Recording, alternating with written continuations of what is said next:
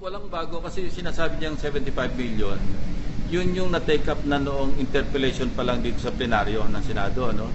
Yun yung sinasabing inintroduce na insertion ni Secretary Jokno na tinanong namin yung mismong DPWH kung alam nila at nung sinabi lang hindi alam at okay sa kanila natanggalin, inislasyon.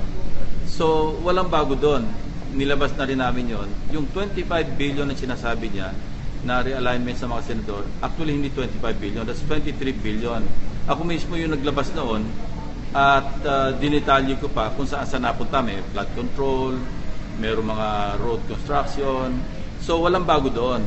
Yung sinasabi niyang post-enactment nangyari or after ng BICAM report, mali rin yun kasi nasabit lahat yon bago pa man na i-approve ng Senado sa yung Senate version ng General Appropriations Bill.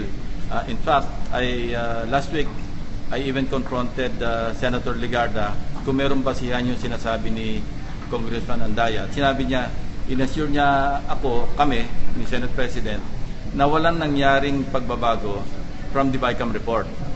Ganon din ang sinabi ng LBRMO, yung Research and Monitoring Office dito sa Senado, na wala sila nakita o wala sila natanggap na submission pa ng mga senador pagkatapos ng bicameral conference. So